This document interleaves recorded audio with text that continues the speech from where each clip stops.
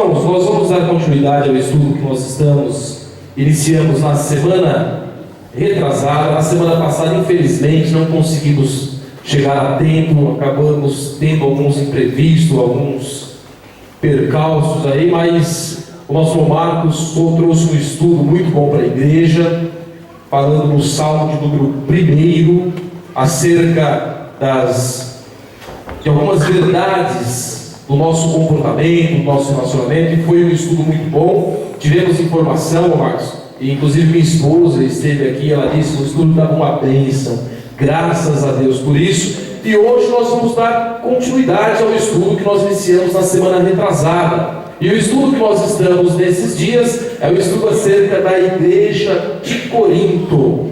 Na semana passada, na semana retrasada, se eu falar semana passada, meus irmãos, entende que é retrasada, tá certo? Então, no estudo passado, nós fizemos uma introdução acerca da igreja de Corinto. Nós fizemos uma introdução naquela ocasião, falando de algumas características da igreja de Corinto, e entendendo que a igreja de Corinto ela tem lições muito grandes para serem passadas para nós. E nós, como servos de Deus, tendo a mente de Cristo, sendo sábio, porque o temor ao Senhor é o princípio da sabedoria. E se nós tememos ao Senhor, então somos sábios. Sendo sábios, entendemos que a prática da palavra do Senhor em nossas vidas é o que nos aproxima de Cristo. E não sermos simplesmente ouvintes esquecidos, mas sermos ouvintes praticantes. E tudo aquilo que o Senhor tem para nos falar, as lições que Deus tem para nos transmitir através da vida dos irmãos da igreja de Corinto, por certo,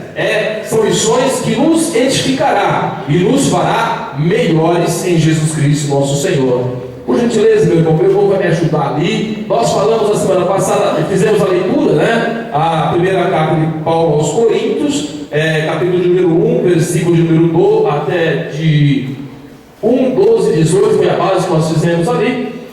E também, meus queridos irmãos, falamos acerca das cartas que Paulo escreve aos Coríntios. Trouxemos uma informação para os irmãos, que Paulo, apesar de termos apenas 2 cartas registradas na nossa Bíblia, primeira e segunda carta de Paulo aos Coríntios, há indícios e até mesmo palavras de Paulo que nos mostram que há uma outra carta que Paulo escreve aos Coríntios. E por isso até essa informação é importante, porque o que nós vamos falar hoje, nós vamos fazer referência a alusão, a alguma analogia de algumas palavras que Paulo, por certo, trouxe em sua primeira carta, não essa denominada primeira carta de Paulo aos Coríntios. Nós falamos também naquela ocasião de algumas características da cidade de Paulo, de Corinto, falando sobre a importância da cidade da Grécia, que era uma cidade portuária, entrada e saída das riquezas. Falamos também de algumas características espirituais que tinha, que era a pluralidade religiosa, havia muitos deuses ali em Corinto. Falamos também sobre a imoralidade cultural, inclusive baseada até mesmo nos deuses que ele tinha, Apolo, Afrodite. Falamos um pouco sobre isso. Falamos também sobre as 3 cartas. Pode mudar. Falamos também sobre as 3 cartas que nós falamos aqui, meus queridos. Falamos também sobre os principais problemas da igreja de Corinto. Pode pular mais uma. E classificamos ali alguns grupos. Naquela ocasião nós não estávamos projetando, né? Mas hoje os irmãos já podem ver, já podem tomar nota disso. Os principais problemas que havia na igreja de Corinto. Meu irmão está na luta do cabo aí, né? Está na prova, né? Vai na vitória, fica tranquilo, tá? Partidarismo, problemas morais, problemas com referência a casamento, comidas sacrificadas a ídolos, ordem no culto, que é o uso dos dons, adoração, ressurreição, oferta. Esse foi o conteúdo principal das cartas de Paulo. E Paulo ele combate isso porque ele sabia que a igreja de Corinto estava influenciada pelas doutrinas de que culturalmente eles receberam dos seus pais, como doutrinas e costumes de outros deuses, como falamos há pouco, Apolo, Afrodite e outros deuses. E o povo de Corinto era um povo muito culto, muito inteligente, era um povo onde tinha os maiores filósofos da época e influenciou inclusive a época de hoje. Mas, meus queridos irmãos, nós paramos então nesse ponto. E hoje nós vamos falar sobre o primeiro problema que havia na igreja de Corinto. Aleluia. Será por um pneu? Tenta segurar ele aqui. Tenta segurar ele. Ô Marcos, dá uma ajudinha ali, Marcos, por favor. Tá difícil mesmo, né? Ele tá fazendo força lá, viu, irmão? O negócio não é fácil não. Ótimo, Marcos. Muito bom. Ô Marcos, uma vez, vai te ajudar nisso daí. Então, nós vemos que a igreja de Corinto tinha um sério problema. Um problema, meus queridos, chamado partidarismo. O partidarismo, eu gostaria muito de conseguir isso. O partidarismo. E o problema do partidarismo da igreja de Corinto, nós vamos falar aqui rapidamente sobre o partidarismo e trazer algumas verdades para nós nos nossos dias. É o que eu quero fazer. A intenção é trazer um estudo que nós possamos aplicar nas nossas vidas, ter um conhecimento e aplicá-lo em nossas vidas. A igreja de Corinto, ela passou por um problema muito sério acerca do partidarismo. Havia facções que foram criadas dentro da igreja de Corinto. E a definição mais clara da palavra partidarismo, pode pular para o próximo, por favor. Partidarismo ele estava vinculado ao proseliteísmo, ou seja, um indivíduo segue uma ideia ou uma doutrina e forma grupos e pessoas para defendê-las por interesses pessoais, rebeldia, parcialidade, insubmissão e etc., causando divisões na igreja. Cada grupo formado tinha um líder preferido. Portanto, a igreja coríntia estava dividida em 4 partes facciosas. O partidarismo, ele quer dizer, num grupo de pessoas que são adeptos a um pensamento, a uma ideia, e defendem essas ideias com unhas e dentes, buscando o seu próprio interesse, buscando a sua própria vontade, o seu próprio desejo, aquilo que lhe é bom. E a igreja de Corinto, ela estava dividida em 4 facções. E o mais interessante, que o topo dessas facções, entre eles, não tinha problema. As facções eram Paulo, Apolo, Cefas, ou Pedro e Jesus Cristo. Paulo não tinha problema com Apolo. Apolo não tinha problema com Pedro. Pedro não tinha problema com Jesus. E também, eles, entre os 4, eles não tinham nenhuma rivalidade. O problema é que as pessoas que estavam ali criaram esse endeusamento que Paulo, logo à frente, ele combate, dizendo: eu morri por vocês, vocês foram batizados em nome de um deles. Então nós vemos que Paulo, ele combate isso mais à frente, mas foi a própria igreja que criou essa facção, que criou essa divisão. Uns diziam que seguiam a Paulo, porque Paulo era o mais forte de todos os apóstolos, era o apóstolo gentil, que tinha uma palavra firme, que tinha uma palavra eficaz, que foi o fundador da igreja. Outros diziam que seguiam Apolo, porque Apolo era um grande filósofo, um homem muito inteligente, que tinha nas suas preleções muita eloquência. E outros diziam que seguiam a Pedro, porque Pedro foi um dos apóstolos de Jesus. Veja, Paulo, porque havia fundado a igreja. Apolo, porque era muito eloquente nas suas pregações. Pedro, porque desses daí foi o único que andou com Jesus. E outros que diziam: eu não sigo nem a Paulo, eu não sigo nem a Pedro, eu não sigo nem a Apolo, eu sigo a Jesus. E ponto final. E por incrível que pareça, era o pior dos grupos. E por incrível que pareça, era o grupo que mais dava trabalho na igreja. Era aqueles que diziam: eu não sigo nem Paulo, nem Apolo, nem Pedro. Meu negócio é seguir a Jesus somente. Meus queridos, é importante para nós sabermos que a Bíblia mesmo nos diz que Deus deu um para pastores, apóstolos, doutores, buscando o aperfeiçoamento dos santos. Foi Deus quem instituiu a liderança na igreja. Foi Deus quem estabeleceu a liderança da igreja. Se Deus estabeleceu a liderança da igreja, ela é importante para o aperfeiçoamento do santo. Senão não precisaria de liderança. Simplesmente diríamos: eu sigo a Jesus e ponto final. E quando há esses que dizem, eu sigo a Jesus, aí cada um cria para si o que ele quer. E diz, recebi do Senhor, e ponto final. Então, esse quarto grupo era o grupo mais perigoso que havia. Paulo, vendo a situação, ele faz um apelo. Ele faz um apelo para os irmãos de Corinto. Vendo a situação que a igreja estava de forma facciosa, dividida, Paulo faz um apelo. Paulo ele diz o seguinte, no versículo de número 10: rogo-vos, porém, irmãos, pelo nome de nosso Senhor Jesus Cristo. Paulo, quando diz essas palavras, aí é o que me arremete, aí é o que me faz entender que Paulo já havia falado e pedido aos coríntios que não houvesse facção em sua primeira carta. Aí me faz entender que Paulo já havia pedido aos coríntios que não houvessem essas facções da igreja. Por quê, meu querido? Quando Paulo ele chega ao ponto de pedir, olha, pelo amor de Jesus Cristo, nosso Senhor, é como se Paulo estivesse dizendo, olha, eu falei com vocês uma vez, eu falei com vocês duas vezes, não adiantou nada. Agora, se vocês não respeitam a minha autoridade, pelo amor de Jesus Cristo.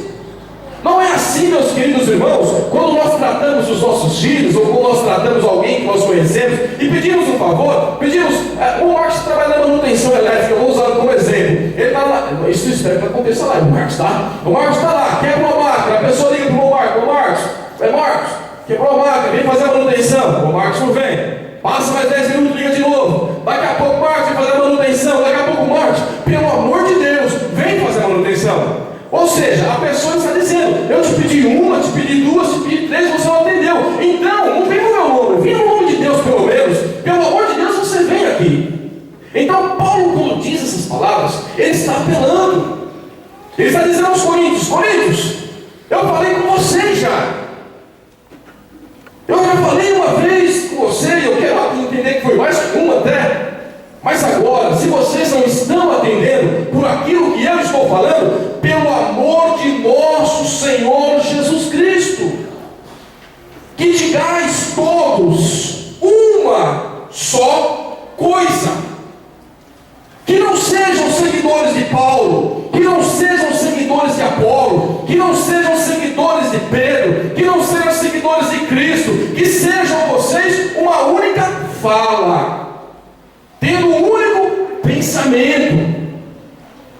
É o que Paulo está dizendo aos coríntios e continua. E que não haja entre vocês dissensões, brigas, confusões, contendas, discórdias. Antes vocês sejam unidos em um mesmo pensamento, em um mesmo parecer.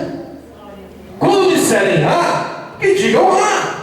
Quando disserem B, que digam B. Quando disserem C, que digam C. Paulo, ele vê e enxerga isso e faz esse apelo, porque Paulo sabia o perigo que a facção, que as facções, a divisão na igreja apresenta.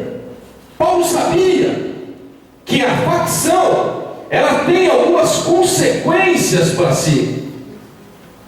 A facção, a divisão, ela é uma das operações da matemática, da aritmética, e que não existe na tabuada, ou não existe na aritmética de Deus. O negócio de Deus é somar e multiplicar. Não é dividir e nem subtrair. Deus, ele quer somar. Se tivermos que dividir, vamos dividir o amor.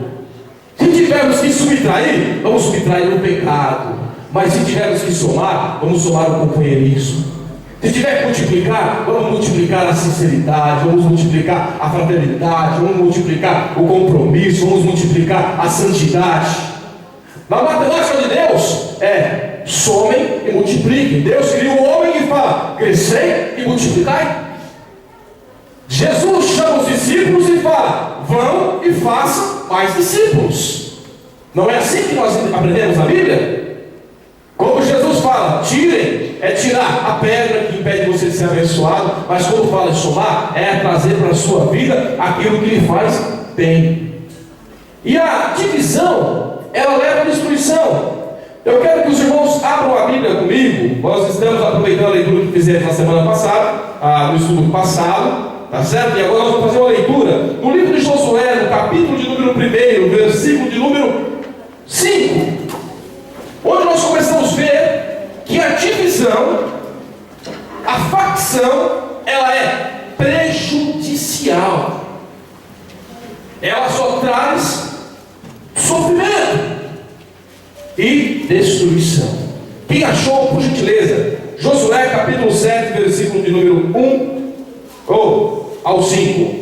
Josué 7, do 1 ao 5.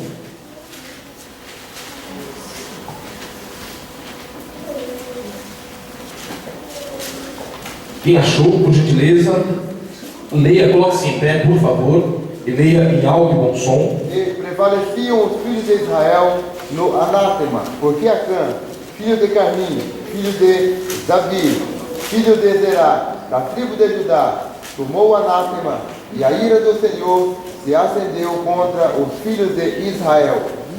Enviando, pois, Josué de Jericó alguns homens a Ai, que está junto a Bet-Aven, da banda do oriente de Betel, falou-lhes, dizendo: subi e espiai a terra.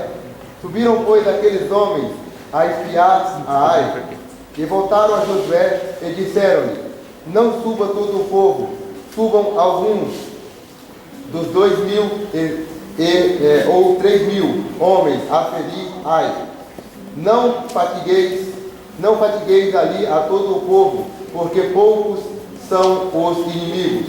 Assim subiram lá do povo alguns 3.000 homens, os quais fugiram diante dos homens de Ai.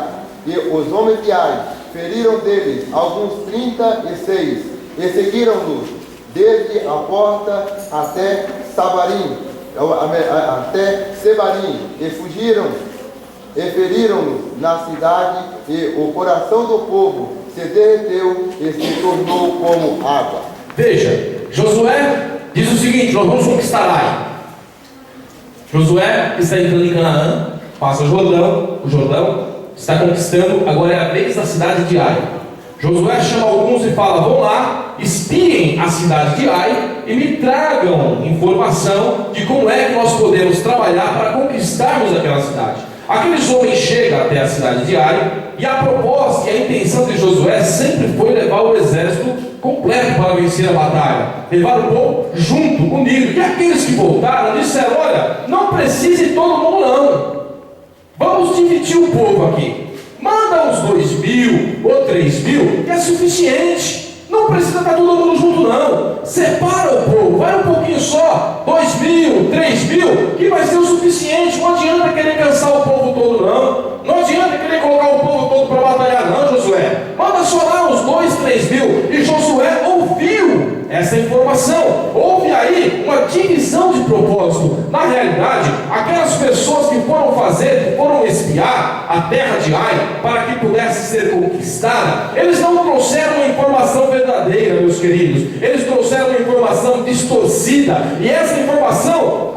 levou à conclusão que eles poderiam dividir o povo, levar somente um pouquinho. Meu querido, se nós estivermos separados, as nossas forças são poucas, mas se nós estivermos juntos, nós podemos muitas coisas. Se nós andarmos sozinhos, nós somos fadados ao fracasso. Se você observar as formigas, como elas atravessam os rios, ou as lagoas, melhor dizendo, os irmãos vão observar que elas unidas é que faz com que elas sejam vencedoras.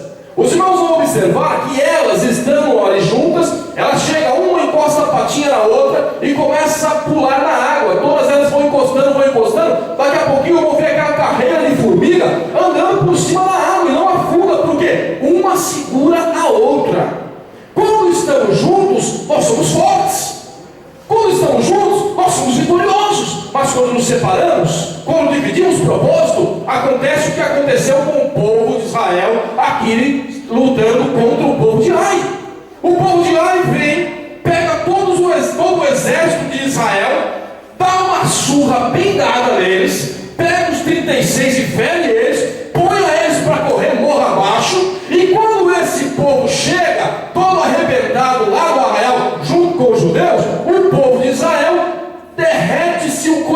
divisão e agora estão com medo do povo de Ai. Por quê? Porque foram divididos.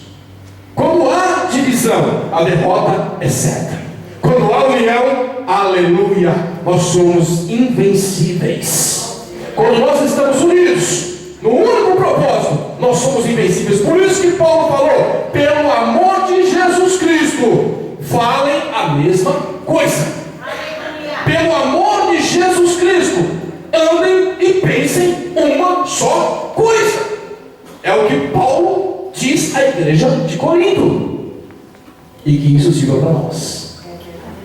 Próximo ponto: a divisão. O próprio Deus usou da estratégia de criar divisão para que o povo não prevalecesse. Abra sua Bíblia, por favor, no livro do Gênesis. É uma leitura um pouquinho extensa, até por isso que eu não fiz a leitura devocional, porque a introdutória aproveitei da semana passada, porque existem uns textos longos para nós vermos hoje, mas são importantes. Gênesis, capítulo de número 11, versículo de número 1 ao versículo de número 9. Gênesis 11, 1 ao 9. Por conta do tempo, meus queridos, deixa eu fazer o seguinte: deixa eu pegar um versículo aqui.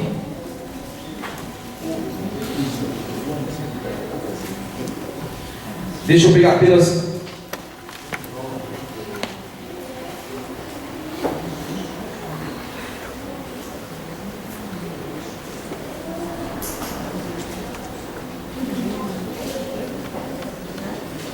Bom, vamos ter que ler o texto completo. Eu vou fazer a leitura desse texto. Gênesis capítulo número 11, versículo de número 1 ao versículo número 9. E era toda a terra de uma mesma língua e de uma mesma fala. E a terra e o povo da terra eram unidos, falavam a mesma coisa, de uma só língua, está falando de idioma, e de uma só fala, está falando de propósito. Tinha um único idioma e tinha um único propósito.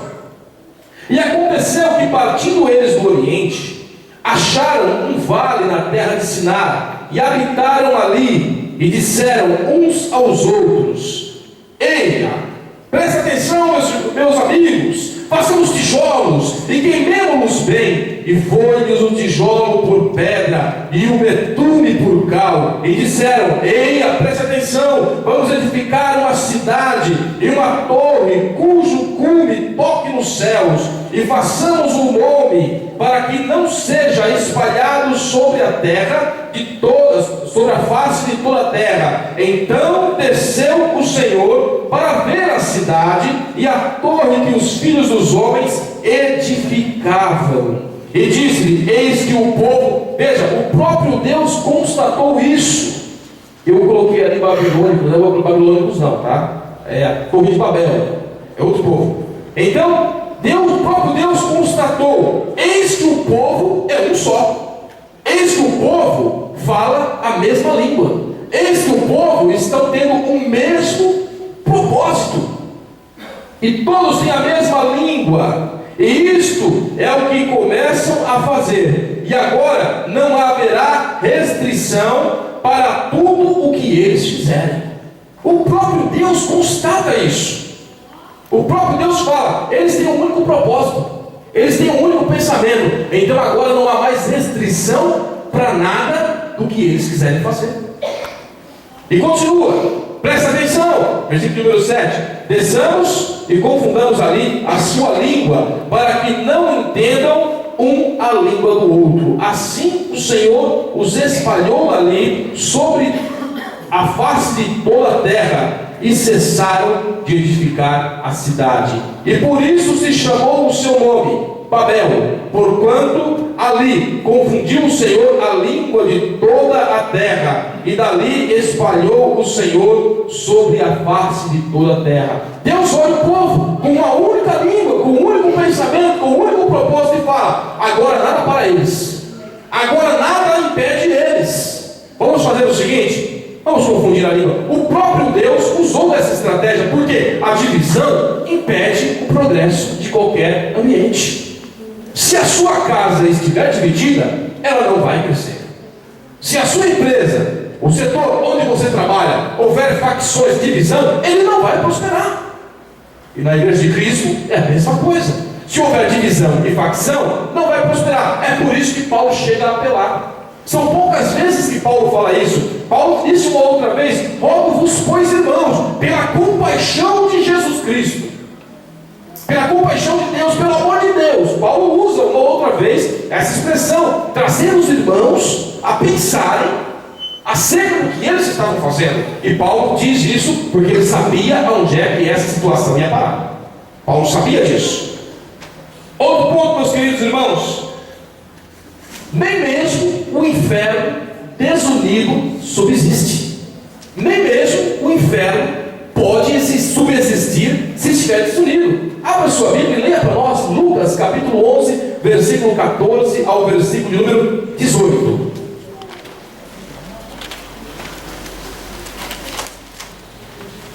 E a igreja de Corinto estava passando por um problema assim. Tinha lá 4 facções. A igreja dividida de Corinto, a igreja faccionada. Aonde é que essa igreja ia parar de Corinto? Por isso que Paulo combate, por isso que Paulo escancara, por isso que Paulo trata com a verdade aquilo que estava acontecendo na igreja de Corinto. Por gentileza, quem achou, olha para nós. E estava ele expulsando o demônio, o qual era mudo. E aconteceu que, saindo do demônio, o mudo falou. E maravilhou-se a multidão. Mas alguns deles diziam: ele expulsa os demônios por Beelzebul, príncipe dos demônios. E outros, tentando, pediam-lhe um sinal do céu. Mas, conhecendo ele os seus pensamentos, disse-lhe: todo reino dividido contra si mesmo será assolado, e a casa dividida contra si mesma cairá. Veja, o próprio Cristo diz, Jesus está, o cenário é o seguinte: Jesus está com seus discípulos e tem ali um rapaz que é mudo, endemoniado. Jesus ora, repreende o espírito maligno e o rapaz começa a falar. E as pessoas começam a dizer: Jesus está expulsando em nome de Deus, eu vou. Faltou 18. Não, eu vou pedir para o longe. Segura só um pouquinho, irmão, enfermeiro. Vamos ver daqui a pouquinho. Eu vou falar isso daqui, o irmão vai deixar. Segura ele aí. Ele expulsa em nome de Deus, eu vou. É como se dissesse: é demônio expulsando demônio. É o próprio demônio expulsando ele. Isso é impossível. E Jesus então toma a palavra, diz tudo isso que foi falado, dizendo: uma casa, ela se estiver dividida, ela vai ser assolada, ela não vai conseguir resistir. E aí o versículo número 18, Jesus faz a declaração final. Leia o firmino para nós, por favor. E se também Satanás está dividido contra si mesmo, como subsistirá o seu reino? Pois dizei que eu expulso os demônios por Beelzebul. Veja, nem o reino de Satanás subsiste se houver divisão. Meus queridos, quando Paulo combate isso na igreja de Corinto, é porque Paulo sabia a seriedade do problema. Quando Paulo nos deixa essa lição, é porque esse negócio é sério e nós precisamos enxergar isso. Vamos continuar. A facção, ela é instigada, é motivada, é promovida por homens perversos. Abra lá Provérbios 17 e 1.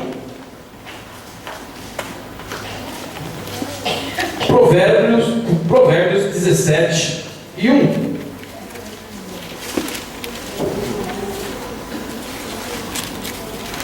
Melhor é o bocado seco e com ele a tranquilidade, do que a casa cheia de vítimas com contenda. Eu anotei o versículo errado, não era Provérbios 17 não. Esse aqui eu li hoje e eu acabei anotando esse daí. Estava lendo hoje e acabei anotando esse. Não é esse daqui não. Eu vou trazer esse versículo depois dos irmãos. Próximo, por favor. O homem perverso, ele busca fazer a facção apenas para ver, como diz aí o dito popular, o circo pegar fogo. apenas para ver o circo pegar fogo. Ele não se preocupa com a consequência das suas ações. O homem perverso, ele usa de todas as artimanhas para criar intrigas, usa mentira, ele exercita a razão. Sabe o que é exercitar a razão? Se porventura eu acabar aqui, no agravo, no momento de descuido, de displicência, ofender algum irmão, aquele irmão bate no seu peito e diz: eu tenho a razão, eu vou para cima. Ele exercita a sua razão.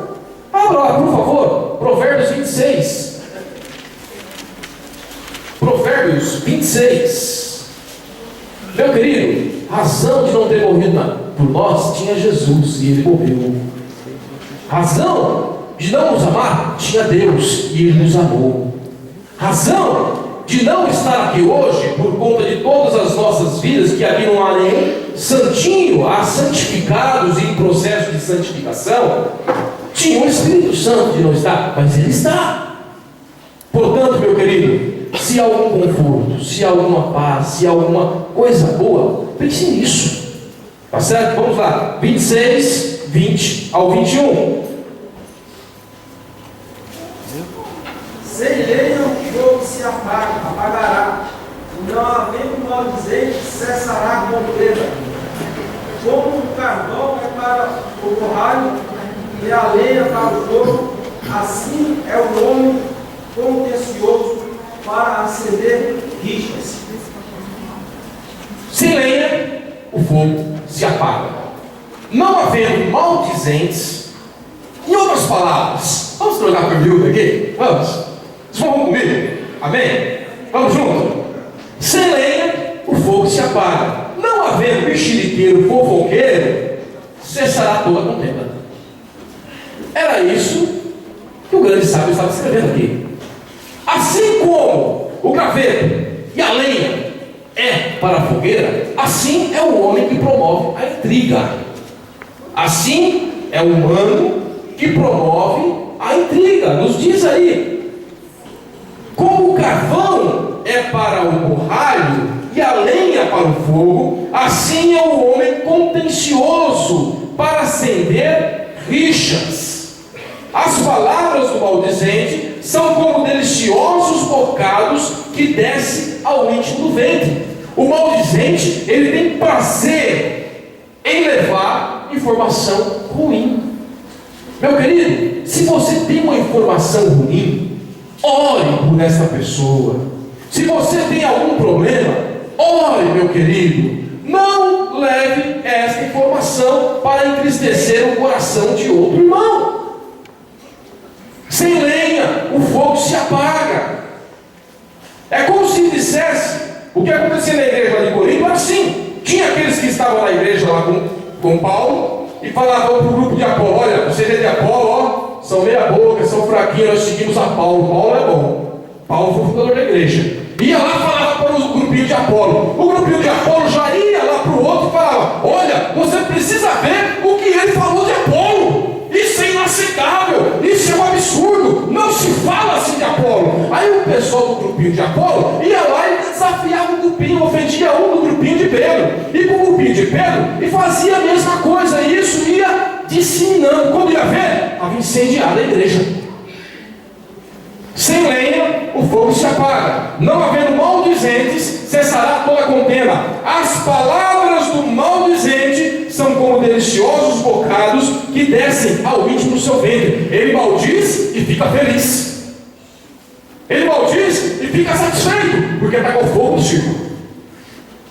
Que Deus nos livre, se é que temos. Que Deus nos livre e nos dê graça para que nós possamos viver e falar uma só língua, um só pensamento, para Deus nos dar vitória. Meu querido, eu vou pedir alguns minutinhos de paciência para os irmãos. Eu falei essa parte, se eu não falar a segunda, os irmãos vão sair daqui hoje preocupados, tá certo? Então dê alguns minutinhos para mim, por favor. E o segundo ponto: os maldizentes, os perversos, eles buscam o seu próprio interesse. Timóteo, 1 Timóteo capítulo 6, versículo 14. Leiam para nós, por favor. Deixa a Bíblia aberta aí também em Judas 1,16. Tem livro de Judas sim, tá, irmãos? Não é o Judas Iscariotes, não, é outro Judas. Deixem aberto já, leiam para nós Timóteo, depois leiam Judas.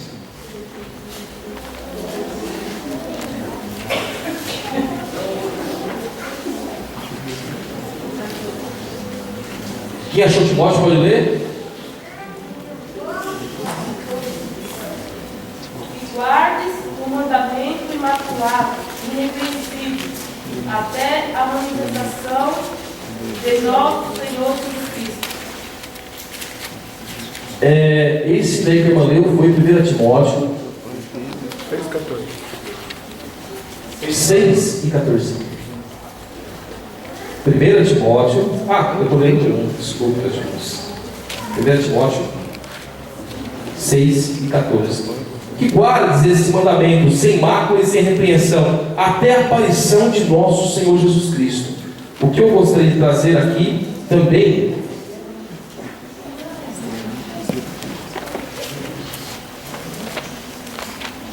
é o 1 Timóteo 1 e 6. Não, eu gostaria de ler 1 e 6. Do que? Desviando-se, 1 Timóteo, deixa aberto em Judas aí, tá? Do que? Desviando-se alguns, se entregaram às vãs contendas, querendo ser doutores da lei, e não entendendo nem o que dizem, nem o que afirma, sabendo, porém, que a lei é boa, se alguém dela usa legitimamente. Leia agora lá para nós, Judas, por favor. 1 e 16. Estes são murmuradores, queixosos da sua sorte, andando segundo as suas consciências, e cuja boca diz coisas muito arrogantes, admirando as pessoas por causa de interesse. Esses são arrogantes, esses são falsos, eles admiram as pessoas por próprio interesse. É o que está escrito aí. Esses elogiam buscando o próprio interesse, não tem intenção nenhuma de ajudar, mas busca os seus próprios interesses. O homem contencioso, o homem perverso, ele busca os seus próprios interesses, contrariando ao verdadeiro amor, o amor que temos por referência, o amor ágape, o amor nos dado como exemplo por Jesus Cristo nosso Senhor e relatado em Paulo, capítulo 1 carta de Paulo aos Coríntios mesmo, combatendo essa situação. No versículo número 5 diz que o amor, ele não é interesseiro, ele não é soberbo, ele não é arrogante, ele não busca o seu próprio interesse, contrariando o que o homem perverso vive. Filipenses 2 e 4, para encerrar essa parte. Filipenses 2 e 4.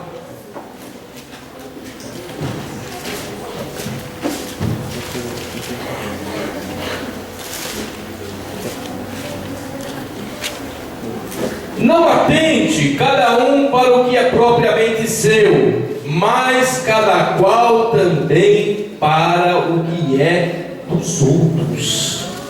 E não está falando, cuida da vida dos outros, não é isso que está falando, Paulo está dizendo. Paulo escreveu aos Filipenses e diz: olha, esteja preocupado, não seja arrogante, não seja ganancioso, não seja egoísta, não esteja preocupado só com aquilo que é seu, não. Se preocupe também com o que é do seu irmão. Paulo está dizendo: não adianta querer fazer um negócio escuso, ter vantagem e o seu irmão ter prejuízo. Paulo estava dizendo isso quando escrevia aos Filipenses. Portanto, meu querido, a discórdia, a divisão, a facção, ela traz destruição e é contrária àquilo que o amor de Deus nos ensina. E nós, como igreja de Jesus Cristo, devemos nos livrar disso. A Bíblia nos fala que não é levar o tempo da ignorância. Agora nós, tendo a mente de Cristo, recebido isso nesta noite, do Espírito Santo para as nossas vidas, já não somos mais inocentes. Já não somos mais inocentes. Portanto, meu querido, se em algum momento aqui isso é corretivo para você, aproveite e tome. Se é preventivo, também tome. Mas não saia daqui sem levar para sua casa. Tá bom, meus queridos? Amém? Amém. Dá para engolir ou tá salgado? Ô, glória. Aleluia, glória. Então tá bom. Eu falei, só vai vir nesse culto, nessa série de estudo, quem realmente é crente. Tá certo? Os mais ou menos, não vão vir. Mas não tem problema nenhum, eles também vão ser alcançados, porque Deus, Ele fala para quem precisa ouvir, e eu preciso ouvir a voz do Senhor, a cada dia, a cada instante. Paulo nos diz que nós devemos nos renovar, nos transformar pela renovação do nosso entendimento. Amém, meus irmãos? Amém. Graças a Deus. Mais uma, por favor, meu irmão. Te coloquei na prova hoje aí, né? Vamos lá. Agora, a união, ela nos leva à bênção. O que opõe-se ao partidarismo é a união, a integridade, a unidade, falar a mesma língua, andar junto, caminhar junto, pensar junto. Meu querido, não significa que os irmãos vão ter que concordar com que tudo o que o irmão A ou o irmão B falou. Não é isso. Nós não somos pessoas robôs. Nós temos inteligência, nós temos um pensamento. Eu posso discordar do que alguém diga e alguém pode discordar do que eu digo, mas temos a paz em Cristo para sentarmos, dialogarmos e chegarmos num consenso sem ter que puxar a faca para ninguém, sem ter que criar contendas e tristezas, porque agora temos a mente de Cristo. E a união, o que ela nos diz? O Salmo de número 133, o Salmo pequeno, com 3 versos, se não me falha a memória, diz: ó, quão bom e quão suave é que os irmãos vivam em união. É como o óleo precioso que desce sobre a cabeça, sobre a barba de Arão, vai até o final dos vestidos da barba de Arão. É como o orvalho no vale, no Hermon, que desce, refrigera. Meu querido, a união, ela é saudável. A união, ou melhor, ela é saudável. E aqui falamos sobre o óleo. Não vamos entrar em detalhes desse salmo, mas ele fala sobre o óleo. O óleo fala sobre o favor imerecido de Deus, que desce sobre a cabeça e sobre a barba. E é interessante, meu querido, aonde tem óleo, aonde tem um espírito, não tem atrito. Sabe por que o motor de um carro no fundo? O irmão Gustavo sabe muito bem disso. Por que no fundo, irmão Gustavo? Porque tem óleo lá dentro. Tira o óleo para ver. A irmãzinha, quando compra um carro e esquece que tem que colocar óleo, o que acontece? Estoura o motor. Não é só a irmãzinha não, o irmãozinho também, tá? Não é só a irmãzinha não, o irmãozinho também. Mas meu carro é gasolina, não é óleo. Não, mas tem que ter óleo no motor. Porque o óleo, ele evita o atrito. O óleo, ele evita o atrito. Quando tem óleo na nossa vida, não há atrito com nossos irmãos. Quando há o Espírito de Deus em nossas vidas, não tem como estar em atrito. Estamos em paz, estamos em comunhão, estamos passando apertado. Nós estamos juntos. Nós estamos juntos. Tem azeite aí, meu querido? Tem azeite aí? Tem óleo aí? Tem óleo aí? Aleluia! Glória a Deus por isso. O óleo, a união, ela é refrescante. Ela é bênção. Quando se fala em orvalho, se fala em bênção. Leia para nós Provérbios 19 e 12. E já abra lá também em Isaías 18 e 4.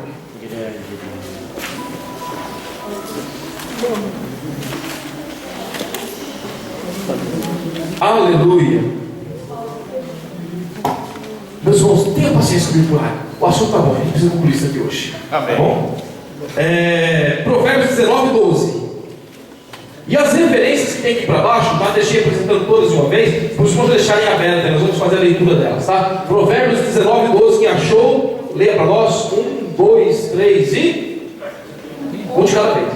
Como o bramido do filho do leão é a indignação do rei, mas como o orvalho sobre a erva é a sua benevolência. Como o bramido do leão é a indignação do rei, mas como o orvalho é a sua benevolência. A benevolência do rei, ela é refrescante, é refrigério. E quando se fala em orvalho, está falando em refrigério, em refrescância. Isaías 18 e 4, por favor. Porque assim me disse o Senhor: estarei quieto, olhando desde a minha morada, como o ardor do sol resplandecente, como a nuvem do orvalho no calor nascente. Como o ardor do sol resplandecente, mas também como a nuvem do orvalho, como o refrigério do orvalho. Por isso que fala, o orvalho sobre o bom. Portanto, meu querido, a união, como o salmista fala, ó, quão bom e quão suave é que os irmãos de união. É como o orvalho, é refrescante, é como óleo, é saudável. É isso que o salmista está nos dizendo aí. E quando há união, a bênção de Deus em nossas vidas, ela torna-se consequência. Quando há união, há consequência, é simplesmente consequência. Os irmãos observem que aqui o orvalho do Wagnermon, ninguém pede para ele cair, ele simplesmente cai. Alguém fala, cai agora orvalho, controle remoto, né? Cai orvalho, o orvalho cai. Não, é automático, é constante, involuntariamente está caindo. Quando a união, a bênção do Senhor caindo sobre a minha vida, a bênção do Senhor caindo sobre a sua vida, aonde nós estivermos, nós somos abençoados pelo Senhor. O Salmo 23 nos diz o seguinte: que os sinais, ou melhor, certamente que a bondade e a misericórdia do Senhor me seguirão por todos os dias da minha vida. Aonde eu for, se eu estiver em união, a bênção, a misericórdia do Senhor, ela vai me seguir. Os irmãos conhecem muito bem a história de José, não vou explicar novamente. José no poço, José com os irmãos abençoados, no poço abençoado, escravo abençoado, no calabouço abençoado, na casa de Potifar abençoado. Aonde José passava, ele era abençoado. Por quê? A bondade e a misericórdia do Senhor seguia José. Aonde ele ia, a bênção e a misericórdia do Senhor ia vai atrás. Meu querido, se estivermos em união, a bênção de Deus em nossas vidas é uma consequência. Ela acontece. Não precisa sair correndo atrás de milagre, não precisa sair correndo buscando. Hoje o profeta tal e tal está em tal lugar, hoje o profeta tal está em tal lugar, e você sai correndo, e você corre para cá, e você corre para lá, e você se cansa e não alcança. Mas quando você está em união com a igreja, com Jesus Cristo, aonde você está, Deus te abençoa. Está em casa lavando a louça, Deus fala com você. Está no trabalho pilotando a máquina, Deus fala com você. Está sentando de jogo, Deus fala com você. Você está dirigindo o carro, Deus fala com você. Porque a bênção do Senhor, ela vai te perseguir. Aleluia.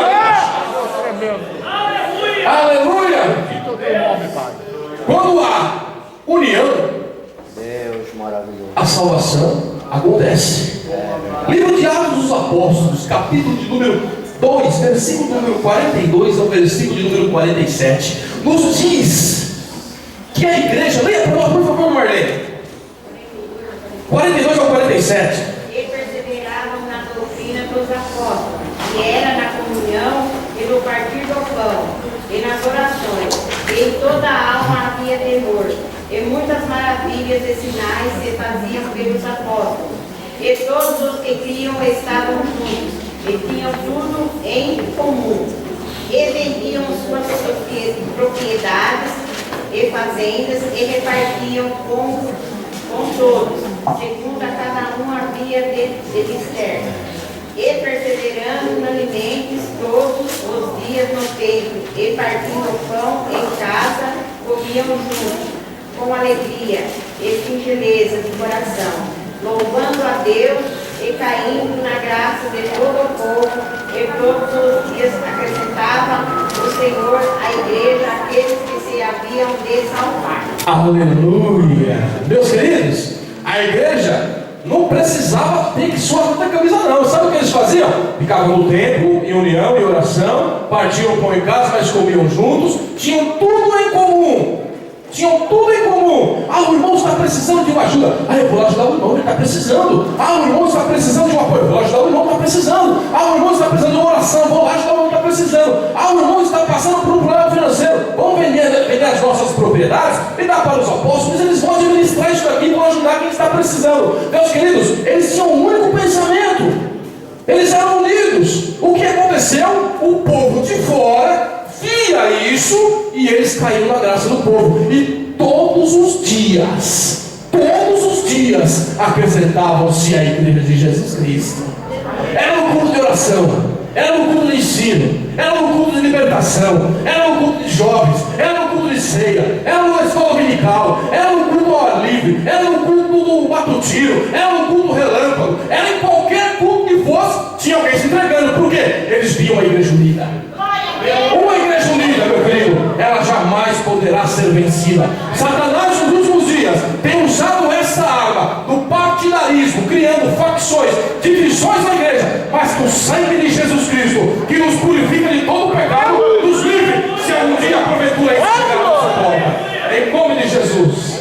Eu quero finalizar esse tema trazendo a oração sacerdotal de Jesus Cristo, registrada por João no capítulo de número 17, versículo número 20 ao versículo de número 23. O próprio Cristo nos traz a seguinte mensagem, falando com Deus: eu não rogo somente, meu Senhor, meu Pai, por esses 12 apóstolos que estão aqui, mas eu também rogo pela igreja de Morungaba, por aqueles que pela sua palavra hão de crer em mim, para que todos sejam, repita comigo, para que todos sejam um. Para que todos sejam um. Como tu, ó Pai, o és em mim. Jesus e Deus é o único, não tem como separar. E Ele diz que eles sejam assim, ó, unidos como nós somos, Pai. Que ninguém possa ver nada que os faça ser diferentes. E continua dizendo: para que o mundo creia que tu me enviaste, e eu dei-lhes a glória que a mim deste, para que sejam para que sejam vamos falar forte, para que sejam como nós somos eu neles e tu em mim, para que eles sejam perfeitos em unidade. Para que eles sejam perfeitos em Unidade. e para que o mundo conheça que tu me enviaste a mim, e que os tem amado, e eles como me tens amado a mim. Amém, meus queridos irmãos? Amém, meus queridos irmãos? Pegou a sua fatia do bolo? A minha eu já peguei, eu estou comendo ela. Aleluia. Na verdade, já veio comer desde a semana passada, e hoje estou comendo mais um pouquinho aqui. Glória a Deus por isso. Meus irmãos, eu quero fazer uma oração com você nessa hora. Por gentileza, coloque-se em pé. Antes do término desse culto, depois eu peço que os irmãos se assentem, tem alguns avisos aqui ainda dá. Meu querido, Satanás ele usa diversas artimanhas para destruir a igreja. E nós vamos aqui ao longo desse estudo ver as ferramentas que Satanás usou na igreja de Corinto há quase 2000 anos atrás. Há quase 2000 anos atrás. E são as mesmas artimanhas que ele usa no dia atual. O reino dividido, ele não pode subsistir. Se queremos ser fortes, se queremos ser vitoriosos, precisamos estar juntos, unidos. E eu quero orar por você nessa hora. Talvez alguma coisa tenha lhe feito não agir segundo aquilo que nós temos aprendido aqui hoje. Talvez alguma coisa tenha lhe feito agir não segundo aquilo que nós entendemos que a Bíblia nos ensina, o modelo que devemos seguir. Mas, meu querido, eu creio que o Senhor nessa noite ele pode fazer muito na sua vida, transformando-se em alguma área. Você tem dificuldade, Ele pode te ajudar. Se você não consegue controlar aquele órgão chamado língua, Ele pode colocar o freio. Mas, meu querido, o importante é você servir de bênção para a sua família e para a igreja. Eu quero orar com você. Pai Santo, em nome de Jesus Cristo, meu Filho, nós oramos, Senhor, porque nós sabemos que Tu és fiel e verdadeiro. A Tua palavra, Senhor, é aquela que nos constrange e nos traz, Senhor Deus, à tona aquilo que precisamos mudar. E nesta noite, Senhor, segundo a Tua inspiração, temos ministrado a Tua palavra, a Tua igreja, da qual faço parte, e também me incluo, Senhor Deus, como carente nesta palavra. Meu Pai, eu lhe peço em nome de Jesus Cristo, nos ajude, Senhor, nos dê a mente de Cristo a cada dia, nos faça pensar como Cristo, nos faça olhar como Cristo, nos faça sentir como Cristo, nos faça amar como Cristo, Senhor, para que não haja partidarismo, para que não haja facção, para que não haja divisão, para que não haja, Senhor, destruição, mas que venhamos ser unidos, Pai, para que venha a ser sempre o óleo do Espírito em nossas vidas, o orvalho refrescante, e que as almas, Senhor, possam se achegar a Ti, simplesmente de ver e ouvir falar que nesta igreja há unção e graça de Deus, porque é unida em Cristo Jesus, o nosso Senhor. Meu Deus, nós oramos assim e nós te agradecemos em nome de Jesus. Amém, Senhor. Amém. Meu querido, eu quero que você repita a seguinte oração que eu vou falar agora. Mas eu quero que você repita se você tiver convicção. Se você não tiver, não precisa. Feche os seus olhos. Senhor Jesus, o Senhor falou comigo hoje. Me ajude a ser melhor. Me ajude a ser um promotor da paz. Porque esses serão chamados filhos de Deus. E eu sou filho de Deus. Me ajude, Senhor. Em nome de Jesus. Amém. Pode você estar glorificando o nome do Senhor, meu querido. Aleluia. Há mais alguém? Aleluia. Nós vamos orar. Eu quero convidar a igreja para estar em pé. A senhora Fabiola e o Davi. Isso mesmo, certo? David. Eu, Fabiola, David. Entregar a vida para Jesus é dizer para Ele: Senhor, dirija a minha vida, me guia, faz de mim uma pessoa feliz. E toda aquela tristeza, minha irmã, que a senhora sente no coração e na alma, o Senhor quer curar, quer transformar. Ele quer devolver para a senhora a paz e a alegria que há tanto tempo a senhora não sente. É isso que Ele quer fazer de você, Deus. Deus quer te usar poderosamente nessa obra. Deus quer te abençoar, quer te ajudar. Às vezes você até pensa que está difícil e não sabe como é que vai conseguir resolver as coisas. Mas com Cristo, tudo vai bem. Não largue de Cristo, porque Cristo, Ele é a única solução para as suas dificuldades e as suas necessidades, David. E eu tenho certeza que Deus vai abençoar vocês grandemente. Amém? Eu quero orar para vocês nessa hora, depois daremos alguns avisos ainda, meus irmãos. Estenda a sua mão para cá, meu querido. A sua mão santa, sem mácula, sem contenda, sem linha, abençoada, mão de uma igreja que adora o Cordeiro, mão de uma igreja que quando levanta, é o nome do Senhor sendo glorificado. Meu Pai, em nome do Senhor Jesus, nós oramos a Ti nesta hora, Senhor. Aqui está, Senhor Deus, essa minha irmã Fabiola e o David, Pai, que estão se entregando, estão voltando para a Tua casa, se entregando, meu Deus. Meu Pai, em nome do Senhor Jesus, Tu conhece a vida dela, Senhor. Tu sabe o seu coração, o que passa, os pensamentos, as tristezas, as angústias, as lutas e as promoções. Mas nesta hora, em nome de Jesus Cristo, eu repreendo todo mal. Em nome do Senhor Jesus, em Tua providência, Pai. E que esta noite seja a noite de descanso como ela nunca teve, Pai.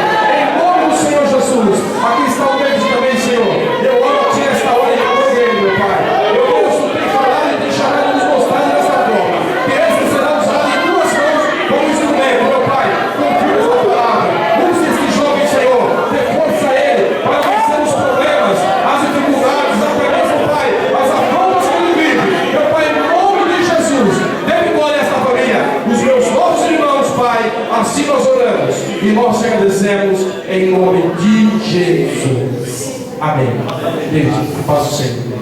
Glória a Deus, aleluia. Glória a Deus.